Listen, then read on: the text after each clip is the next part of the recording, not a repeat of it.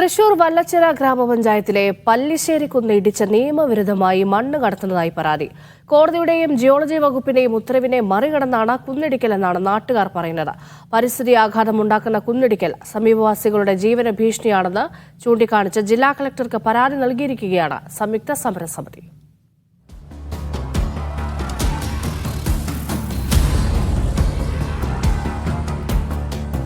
തൃശൂർ ജില്ലയിലെ തന്നെ ഏറ്റവും ഉയരമുള്ള പ്രദേശമാണ് പല്ലിശ്ശേരിക്കുന്ന്.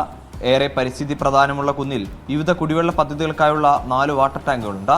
കുന്നിന്റെ ഒരു ഭാഗം സ്വകാര്യ ട്രസ്റ്റിന്റെ കൈവശമാണ്.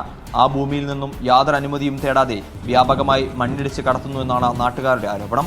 കുന്നിൽ നിർമ്മിക്കുന്ന ഗ്രൗണ്ടിന്റെ മറവിൽ JCBയും ടിപ്പറും ഉപയോഗിച്ച് രാവും പകലും ഖനനം ചെയ്ത് ഇതിനോടകം ആയിരക്കണക്കിന് ലോഡ് മണ്ണ് കടത്തിയതായി നാട്ടുകാർ പറയുന്നു. പെയ്ത വെള്ളം മുഴുവൻ ഇതിന്റെ മുകളിൽ കെട്ടി നിൽക്കുകയാണ്.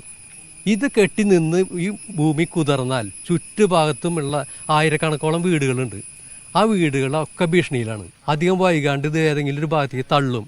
അതിൽ യാതൊരു സംശയവുമില്ല. ഒരു ദുരന്തം ഇവിടെ ഉണ്ടാവും എന്നുള്ള കാര്യം 100% ഉറപ്പാണ്. കുന്നിൽ ഗ്രൗണ്ട് നിർമ്മിക്കുന്നതിന്റെ ഭാഗമായി നിരപ്പാക്കാനോ മണ്ണ് നീക്കം ചെയ്യാനോ പാടില്ലെന്ന ഹൈക്കോടതിയുടെ ഉത്തരവുണ്ട്. ഇതിന്റെ അടിസ്ഥാനത്തിൽ ജൂണിൽ മണ്ണ് നീക്കം ചെയ്തിരുന്ന ലോറിയും JCBയും വില്ലേജ് ഓഫീസറുടെ നേതൃത്വത്തിൽ പിടികൂടി പോലീസിന് കൈമാറിയിരുന്നു.